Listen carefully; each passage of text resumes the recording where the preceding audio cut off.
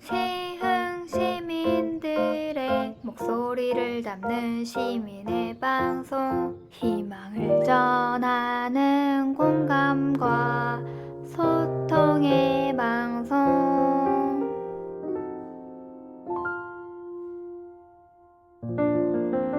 시흥의 희망을 전하는 방송, 시흥 FM입니다.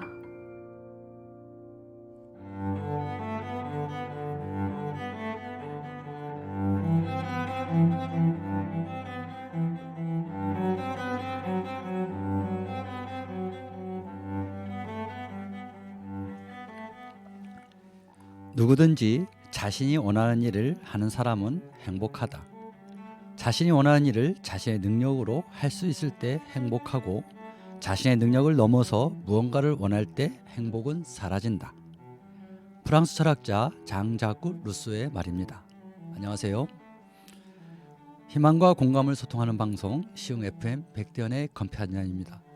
오늘도 사랑과 인생, 그리고 사랑과 인생을 표현하고 이야기하는 문학과 철학을 함께 나눠보는 시간 갖겠습니다. 오늘의 주제는 나는 행복하게 살고 있는가입니다. 여러분이 커피 한 잔 내리는 동안 노래 한 곡 먼저 듣겠습니다. 인순이의 거위의 꿈.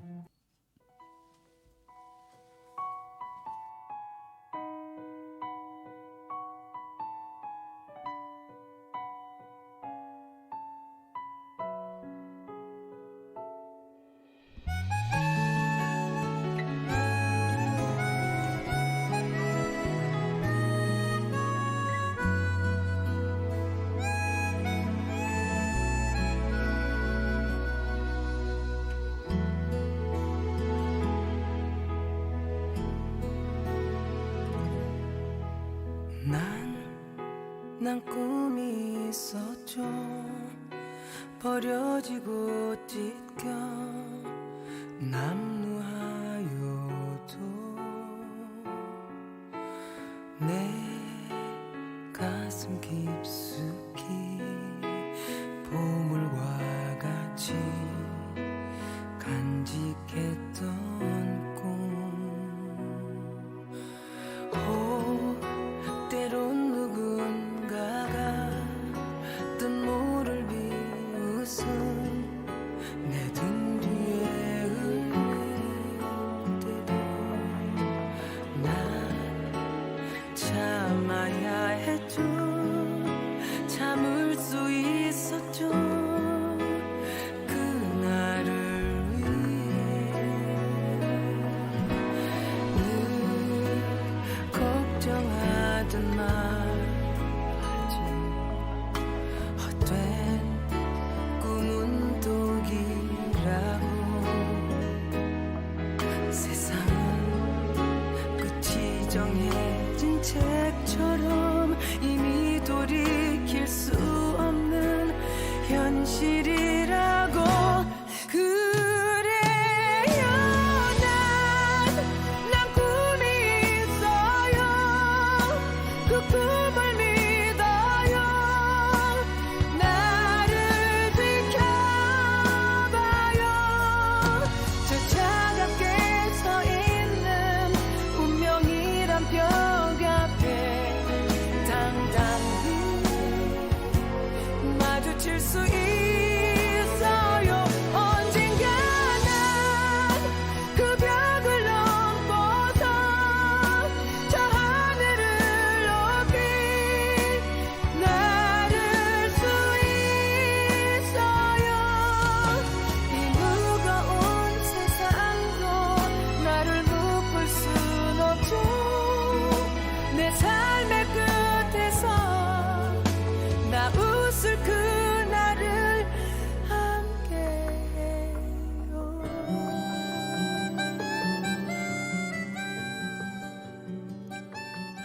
현인이 몸이 완쾌돼서 퇴원을 준비하는데 옆 침대에 팔과 다리를 붕대로 감싼 A라는 남성이 어두운 표정으로 누워 있었습니다. 현인이 A에게 젊은 사람이 왜 팔다리가 부러져서 병원 신세를 지고 있는가? 라고 물었습니다. 그가 병원에 누워있게 된 이유를 담담하게 말했습니다. 저는 도박에 빠져 전 재산을 잃었습니다. 어떤 방법을 쓰든 만회를 하고 싶었습니다. 그래서 도박의 고수를 찾아 몇 달 며칠 밤을 새며 이길 수 있는 속임수를 배웠습니다.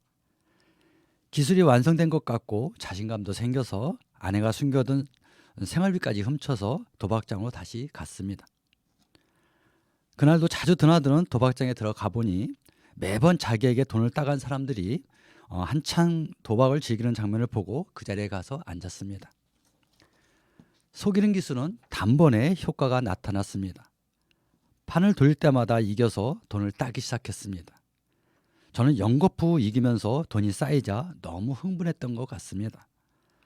그런데 그 중에 한 사람이 저를 의심하면서 주의 깊게 봤던 것을 미처 눈치채지 몰랐습니다.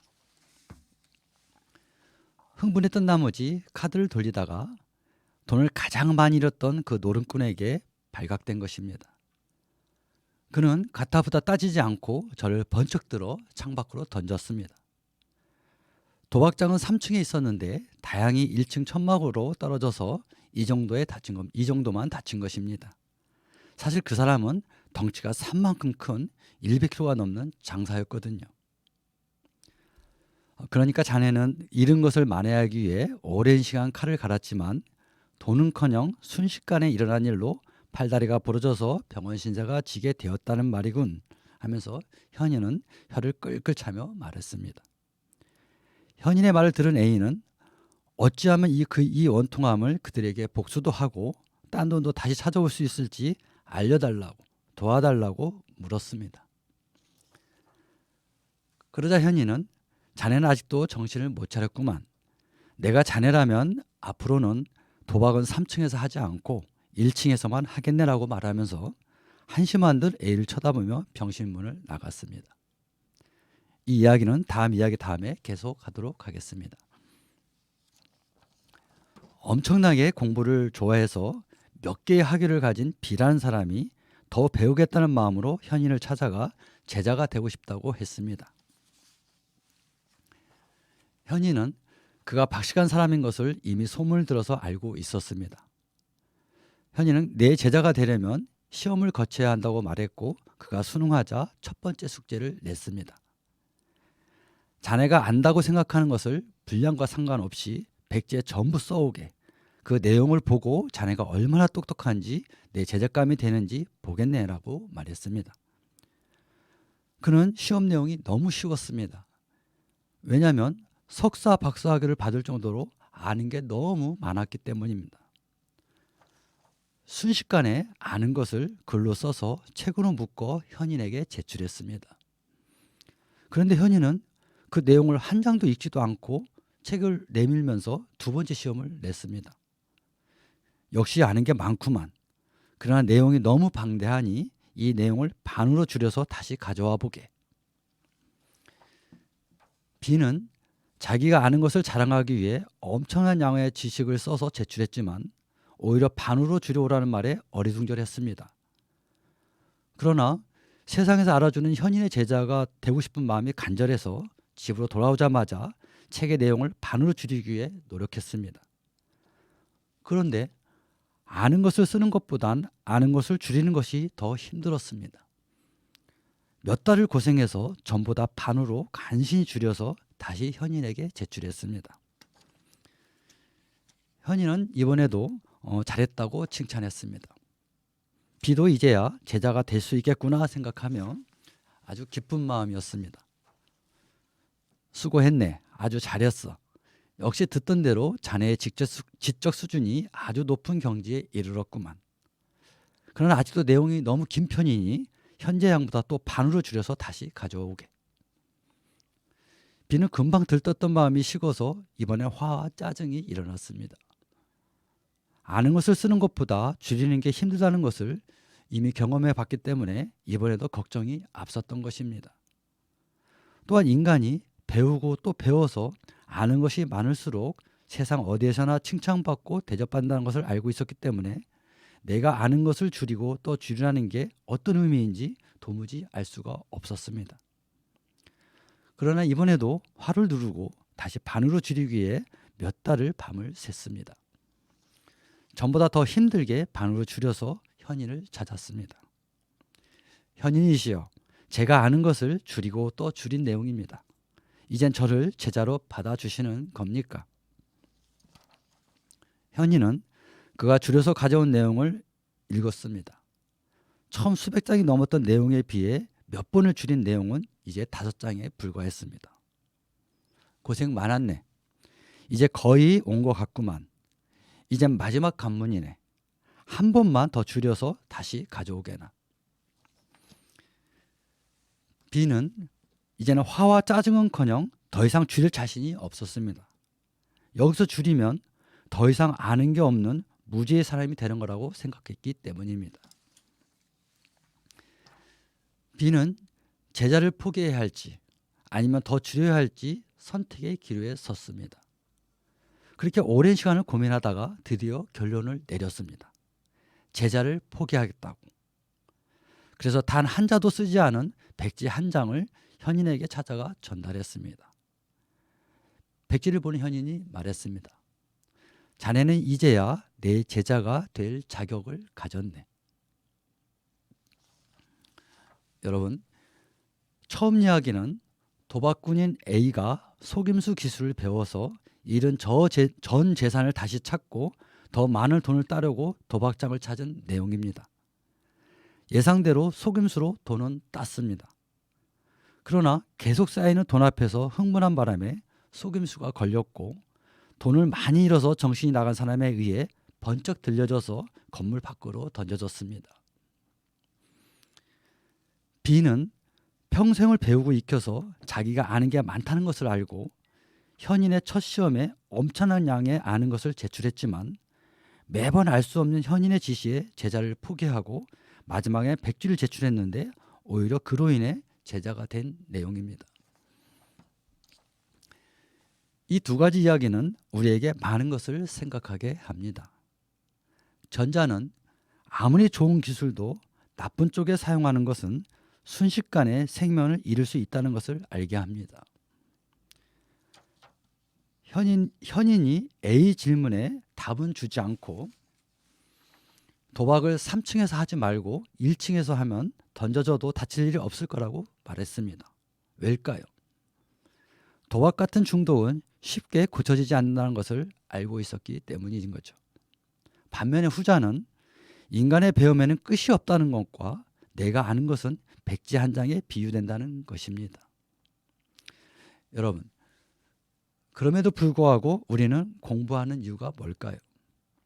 왜 인간은 태어나서부터 뭔가를 교육받고 받은 것으로 사회에 나가고 또 내가 배운 것을 후세에 남기고 사라지는 유기적 순환적 관계로 사는 것일까요? 여러분 중에는 중학교나 고등학교 등 중등교육까지만 받은 사람도 있고 대학이나 그 이상의 고등교육을 받은 사람도 있고 법을 전공한 사람, 의술을 익힌 사람, 정치나 경제, 경영, 외교, 예술 등 각기 다른 분야를 공부하셨을 겁니다. 그런데 이렇게 열심히 배운 이유가 무엇인가요? 설마 먹고 사는 문제 해결하라고 공부한 건 아닌가요? 사실 그것도 사는 방법 중에 하나니까 무조건 나쁘다고 할 수는 없을 겁니다. 그런데 혹시 나와 내 가족만 위해 그렇게 살고 내가 한 공부로 남들을 해코지하거나 뒤통수 치는 일은 하지 않으셨나요? 똑같이 공부하고 기술을 연마해서 잘 먹고 잘 살려고 하는데 왜 도박 기술은 사회에서 인정받지 못하는 것일까요? 또 내가 열심히 잠 안 자고 뛰고 공부해서 돈을 벌어 나와 내 가족을 위해 사는 것도 개인적 이기적인 소리를 듣고 있는 걸까요? 물론 우리 사회가 능력 있고 실력 있는 1등만을 요구하는 사회다 보니 그럴 수 있다고는 하지만 이건 아니라는 생각이 문득 들지 않나요? 왜 우리 사회는 좋은 성적을 올려야만 수없이 많은 직업 중에 하나를 편하게 선택할 수 있는 기회를 부여하는 걸까요? 왜 공부를 잘 못하는 사람은 내가 하고 싶은 것을 처음부터 제도적으로 접근하지 못하게 만들어졌을까요? 사람은 각기 얼굴이 다르고 성격, 생각, 이념도 다르고 좋아하는 것도 싫어하는 것도 다 달라요. 세상에 나올 때부터 유전적 요소도 다르고 살면서 가정이나 사회, 국가 상황에 따라 다 달라져요. 그러나 어느 순간부터 우리는 정해진 시간 동안 거의 비슷한 교과서로 딱딱한 의자에 앉아 공부를 하고 있습니다. 하늘은 인간을 각기 다 다르게 만들어서 각자의 재능과 능력과 그릇의 크기에 따라 행복하고 평온하게 살라고 만들었는데, 조금 배웠다는 비 같은 사람들이나 힘 있는 사람들이 자기 맘대로 사람들을 조종하고 싶어서 제도를 만들고 방향을 만들어서 사회적 성공을 명분으로 다 1등만을 요구합니다. 100명이 출발하든 1000명이 출발하든 모든 사람이 다 1등만 하라고 하니 그렇게 1등부터 100등, 1000등까지 서열과 계급이 만들어질 수밖에 없는 거지요. 그 경쟁에서 낙오된 사람들이 열등감이나 소외감 때문에 뉴스의 주인공이 되는 거고요. 그러니 나쁜 수단과 방법을 써서라도 이기려는 A 같은 사람들이 만들어진다는 것입니다.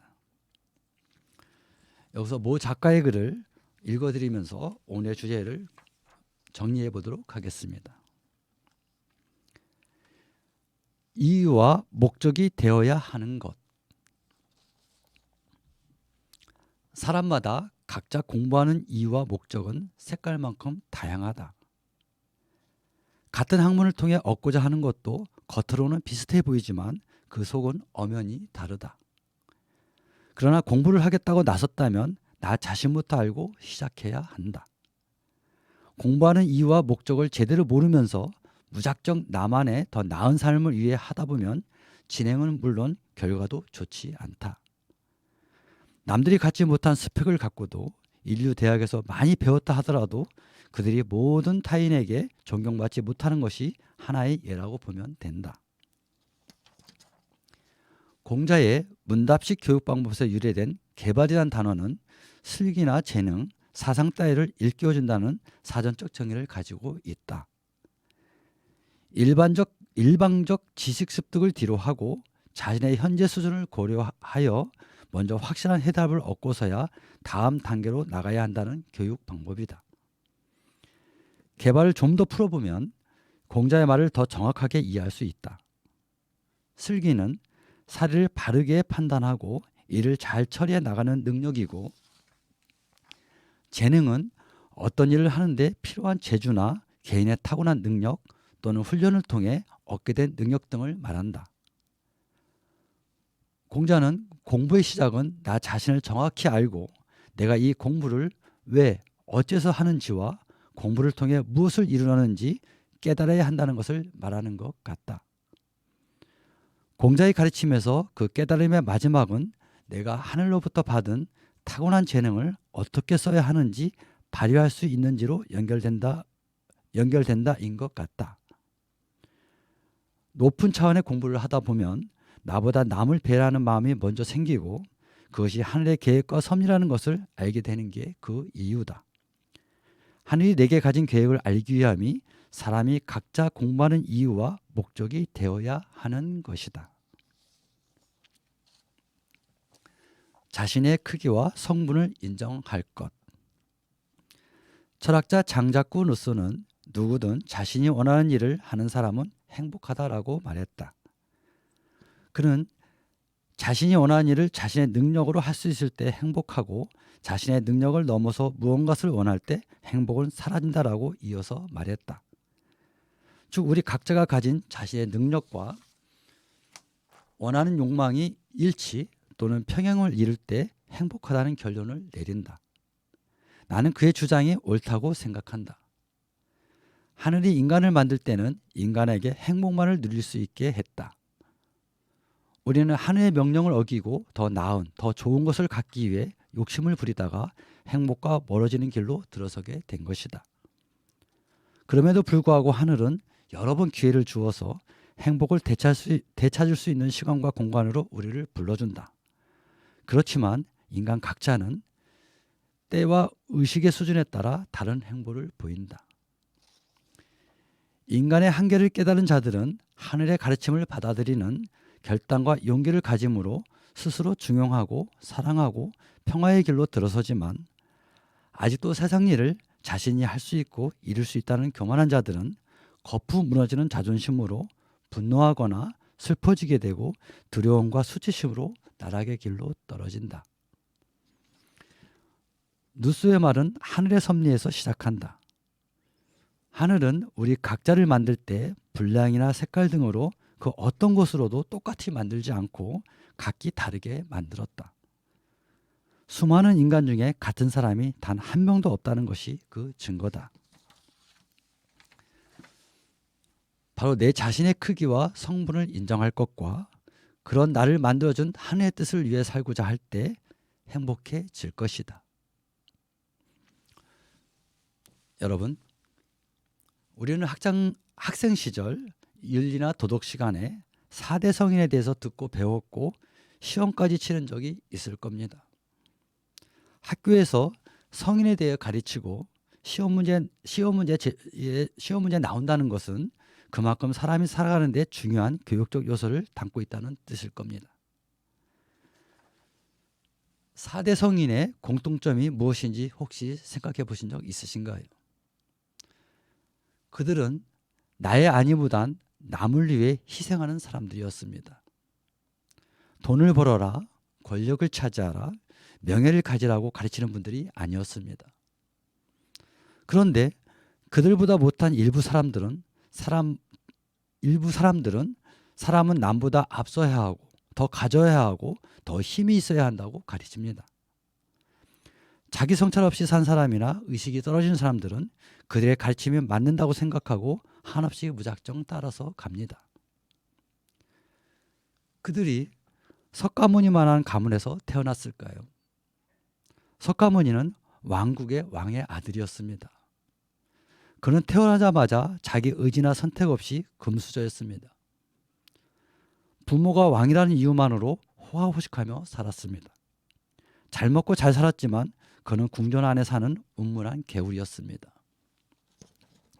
그런 그가 어느 순간 궁전 밖으로 나와보고 아하, 인간은 잘 먹고 잘 입고 잘 사는 것보다 더 중요한 게 있구나를 깨닫고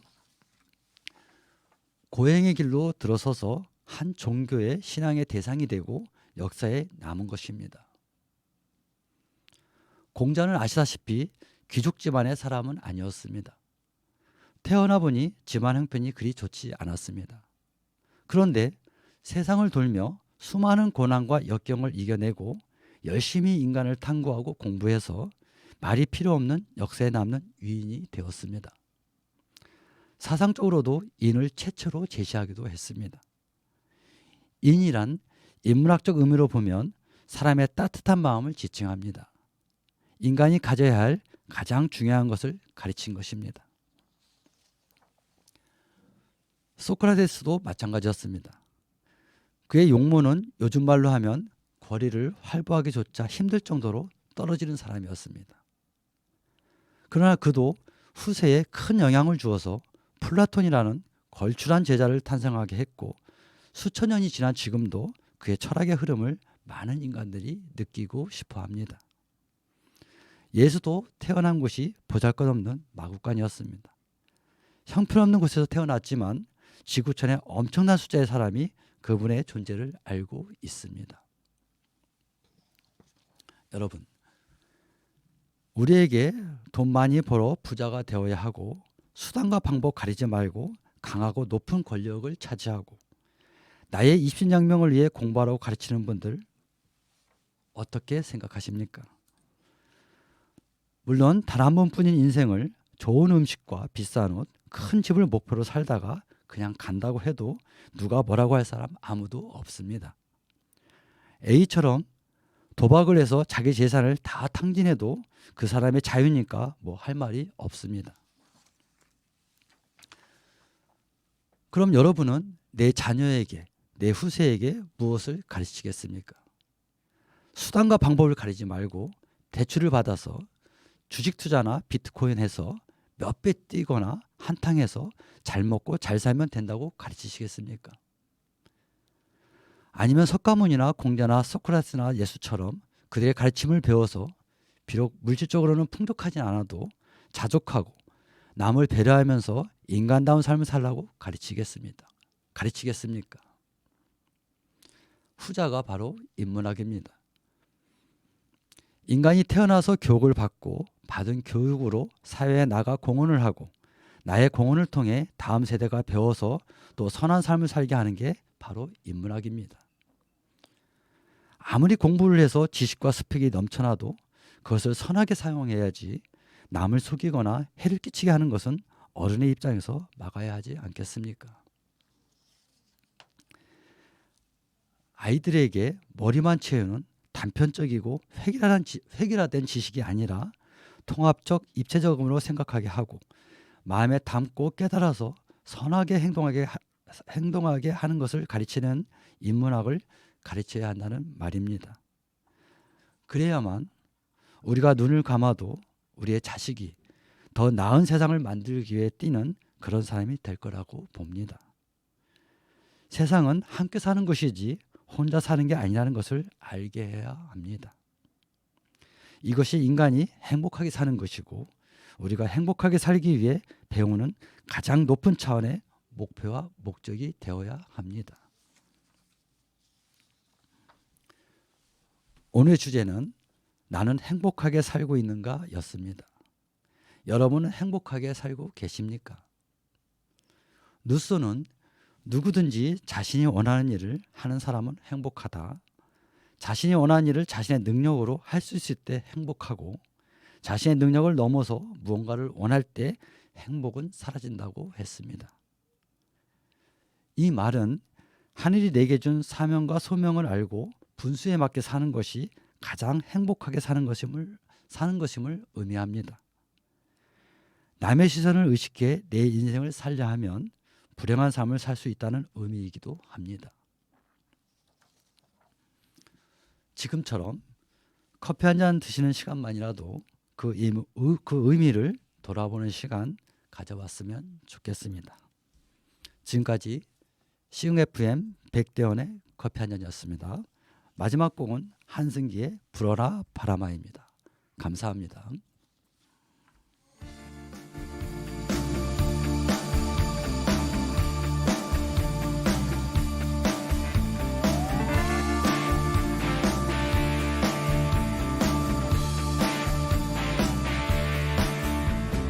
거친 세상을 나 혼자 걷는다.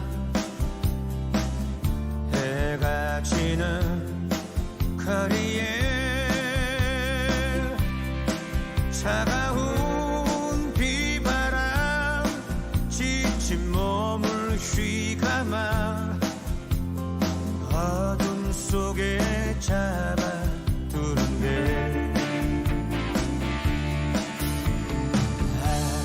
인생아 어디로 가느냐. 무정한 청춘아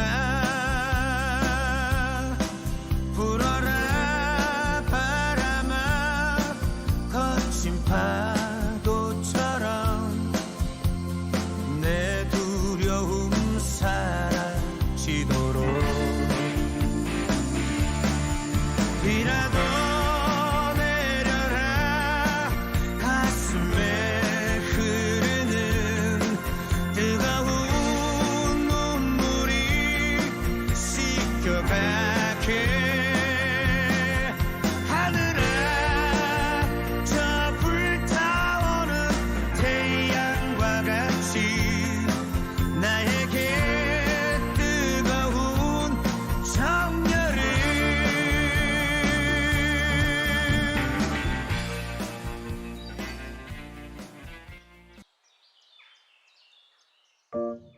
세흥 시민들의 목소리를 담는 시민의 방송, 희망을 전하는 공감과 소통의 방송.